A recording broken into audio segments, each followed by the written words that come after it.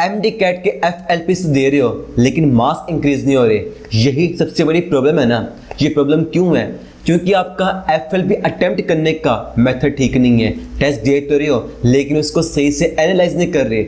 और ये भी हो सकता है तो टेस्ट दे रहे हो वो टेस्ट ही गलत हो। देखो, जब तक आप एफएलपीज को सही स्ट्रेटेजी से अटेम्प्ट नहीं करते ना, तब तक जो इसका मकसद होता है इससे अपने मार्क्स को इंक्रीज करना, ये पॉसिबल नहीं होगा। अस्सलाम वालेकुम। तो फिर कैसे हैं आप सब लोग? मेरा नाम अब्दुल अहमद है।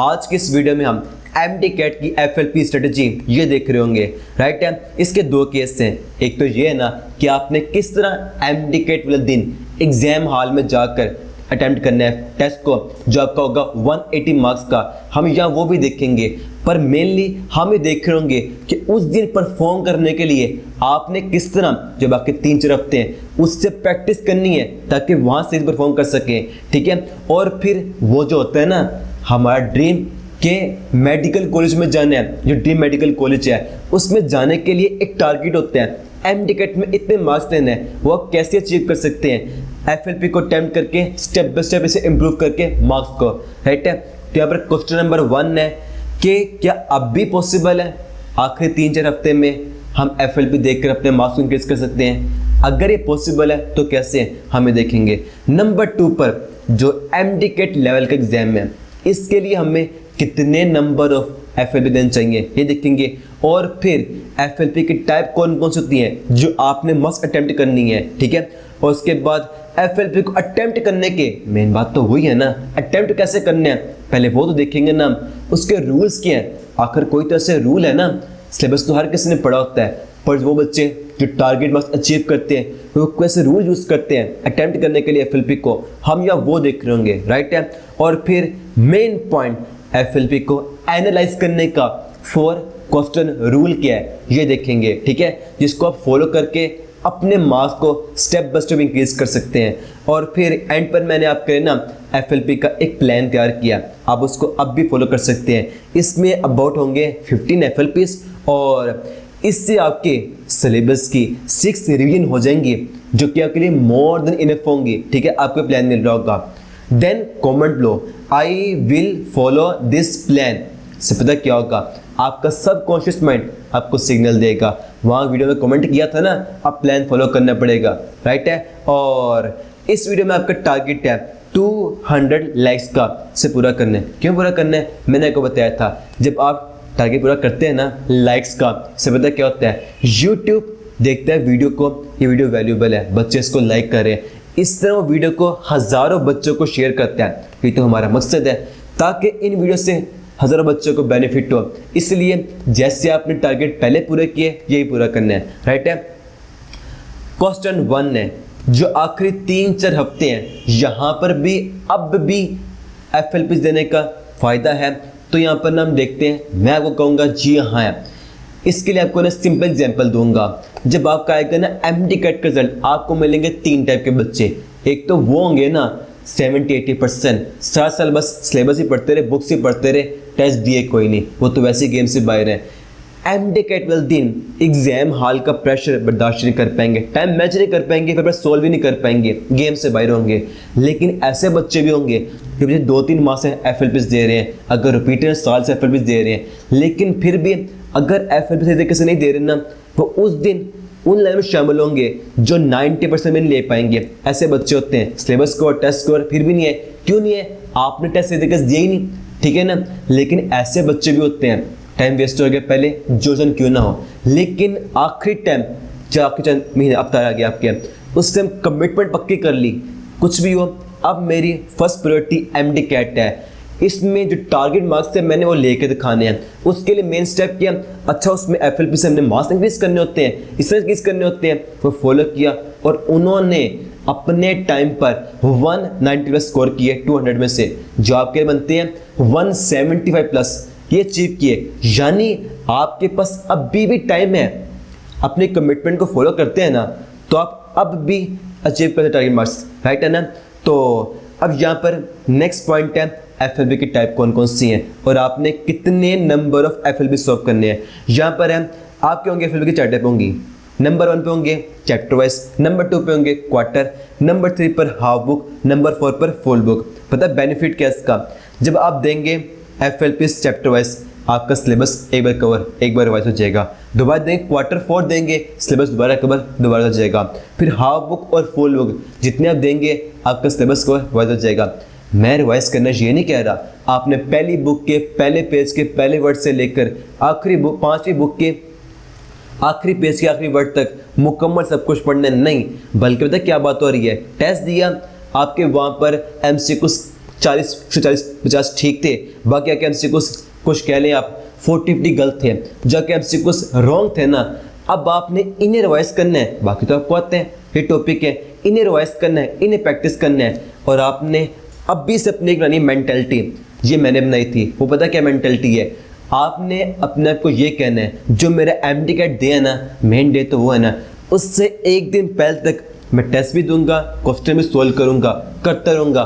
मेरे ठीक भी होंगे, मुझे आते हैं, मेरे गलत भी होंगे, वो गलत कभी नहीं होंगे, मुझे वो सीखने को मिलेंगे। मेन डे तो क्या है ना, MD कैट डे है, उससे एक दिन पहले तक आप टेस्ट जो भी देंगे, जो क्वेश्चन भी करेंगे, ठीक है आपको आता है, नहीं ठीक वो सीखने को मिला, उसको अब स्ट्रॉन्ग करना है, ताकि जो मेन डे है MD कैट डे वहाँ पर रॉन्ग ना हो। मेन दिन तो वो है ना, पर ऐसा होता है, ठीक है ना।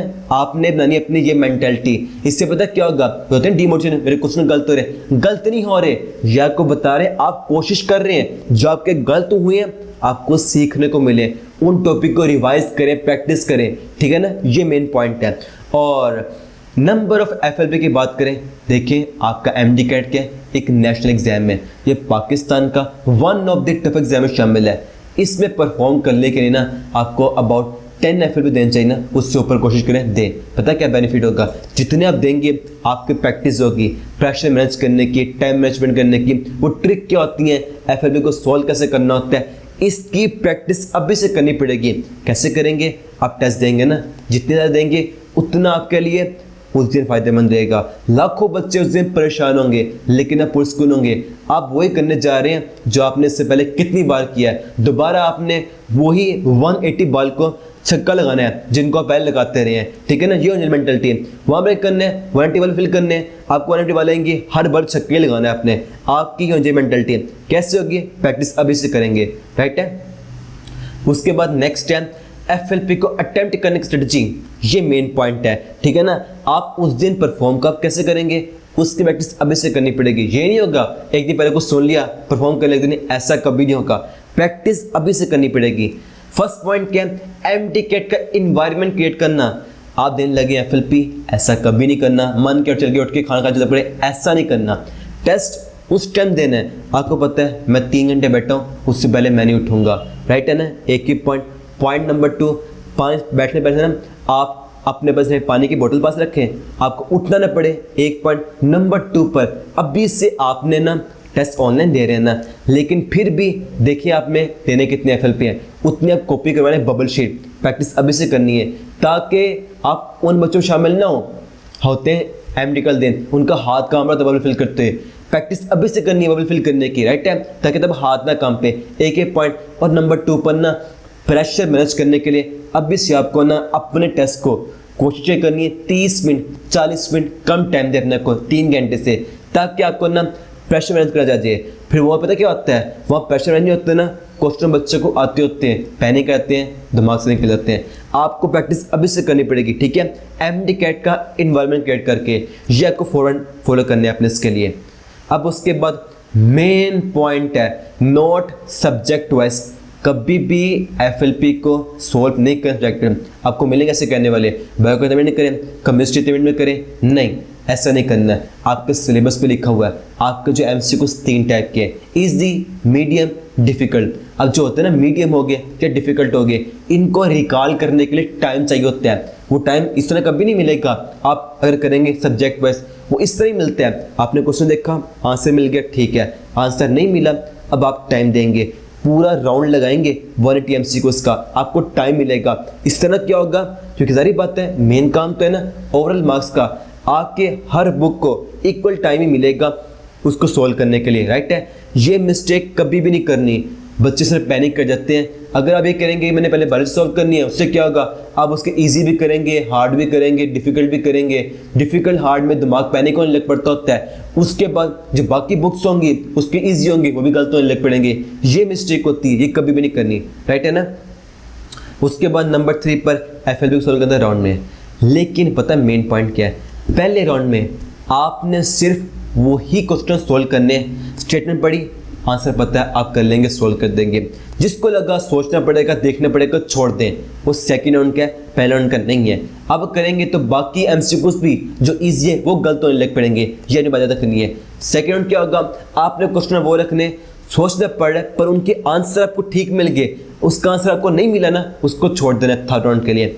थर्ड राउंड में क्या होगा, या क्वेश्चन वो होंगे जिनके होंगे कैलकुलेशन लेंथी होगी, टाइम लगा रहे होंगे, या क्वेश्चन वो सॉल्व करने हैं, लेकिन फिर भी वो सॉल्व करने जिनके आंसर ठीक हो गए। अब कुछ ऐसे MCQ आ जाएंगे उनके आंसर आपको नहीं आते, उन्हें गैस करना पड़ेगा, हर किसी को करना पड़ता है। कितने होंगे, 10 15 20 ऐसे MCQs होते हैं, उन्हें कैसे करना है, उसके लिए मैंने बनाई है अलग से वीडियो कि आप कैसे क्वेश्चन के पैटर्न को देखकर जो होता है एग्जामिनर MCQs में छुपाते हैं आंसर को, हम ट्रिक को फॉलो करके जो क्वेश्चन गलत है उन्हें निकाल देंगे, पीछे बच्चे का आंसर, हमें आंसर आता भी नहीं था पर हमें देखा पैटर्न को, आंसर निकाल दिया।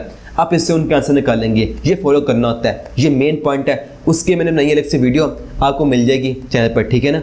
और अब उसके बाद नेक्स्ट पॉइंट है MDCAT बबल शीट। ये देखें मैंने वर्ड यूज़ किया है MDCAT बबल शीट, FSC नहीं का, पता है मिस्टेक करते हैं। क्वेश्चन देखा, आंसर मिल गया, बबल शीट पर डॉट लगा देंगे, फिर बाद में कर लेंगे, ये मिस्टेक कभी भी नहीं करनी। आदत कहाँ से होती है, FSC से होती है। FSC में तो क्या है ना, वहाँ तो ये देखें ना, मैं आपको एग्जांपल लेता हूँ। ऐसे बच्चे को मैं जानता हूँ, उसने MDCAT टॉप किया लेकिन वो रिपीटर था, उससे पूछा पहले रिपीट नहीं किया, सिलेबस तब भी तैयार था लेकिन कुछ मिस्टेक किए, उसमें एक मिनट ये भी थी, MCQ आंसर मिल गया, डॉट लगा दी, बबल फिल नहीं करे, टाइम खत्म हो गया, एग्जामिनर ने आते ही बबल शीट उठा ली, डॉट लगे, फिल किया, कोई नहीं, आंसर के नंबर कहाँ से मिलने। ये मिस्टेक नहीं करनी है। FSC में क्या होता है, वहाँ तो ये होता है ना, टाइम खत्म होगा, एग्जामिनर आके आपसे क्वेश्चन पेपर लेगा जो कि बबल शीट आपके पास ही रहेगी, जब मर्जी फिल करें, 2.5 घंटा के पास है। लेकिन MDCAT में क्या है, टाइम खत्म होते ही आपसे कुछ ना क्वेश्चन पेपर नहीं लेना, उसने आपसे आते छीनने के बबल शीट है, इसलिए आपने उसको साथ साथ सॉल्व करना है। कितना मेन पॉइंट है, आपको मैंने एग्जांपल दिया इसकी, राइट है ना। अब उसके बाद नेक्स्ट है पेशेंस, कॉरेज, सब्र, इतनी हिम्मत होनी चाहिए, ऐसा पॉसिबल है, सबका हो जाता है। MCQ सिंपल सान आते थे लेकिन उनका आंसर गलत हो जाएगा, ऐसा होता है, लेकिन फिर भी आप में इतनी हिम्मत होनी चाहिए। मैं आपको अपनी एग्जांपल, मेरे बार क्या होता, फिजिक्स में ना क्वेश्चन सॉल्व किए, 2 क्वेश्चन मेरे गलत हो गए। वो कौन से थे, एक सिंपल डिफाइन थी फ्रीक्वेंसी की और एक था ग्राफिक क्वेश्चन। अब एक क्वेश्चन वो वाले थे जो उससे पहले मैंने कितनी बार सॉल्व किए थे, कभी गलत नहीं हुए थे, लेकिन वहाँ पर क्या हुआ, स्टेटमेंट पढ़ी, इसका आंसर जीरा लगा दिया। जब दोबारा मैंने गौर किया, वो क्वेश्चन चेंज किया हुआ था, उसका आंसर कोई और था। अब उस टाइम ऑप्शन पैनिक कहता मैं, या मैं ये कहता अब मेरे क्वेश्चन को गलत नहीं चाहिए, फिर मैंने किया, मैंने अपने को बात की, ये तो गलत हो गई, इसके बाद मेरा क्वेश्चन कोई गलत नहीं चाहिए। नतीजा क्या हुआ, सिर्फ मेरे फिजिक्स में वही तो गलत थे, उसके बाद मैंने किया लॉजिकल रीजनिंग, वहाँ भी मेरा क्वेश्चन कोई गलत नहीं हुआ। यानी आपके पास ऑप्शन होता है, या पैनिक कर लें या अपने आप को कह दें नहीं अब वक्त है, इसके बाद मैं दोबारा आप क्वेश्चन गलत नहीं दूंगा, ठीक है ना। ये प्रैक्टिस आपने अभी से करनी है। बच्चे करते हैं टेस्ट सॉल्व करने बैठे हैं प्रैक्टिस के, गलत में छोड़ चले गए, ये नहीं करना, यहाँ छोड़ें तो वहाँ बड़ी प्रॉब्लम होगी। अभी हिम्मत करें, गलत तो है ठीक है, इसके बाद कोई क्वेश्चन में गलत नहीं दूंगा, ये बात आपने करनी है अपने आप से, राइट है ना। और ये मेन पॉइंट थे और प्रैक्टिस आपने करनी है।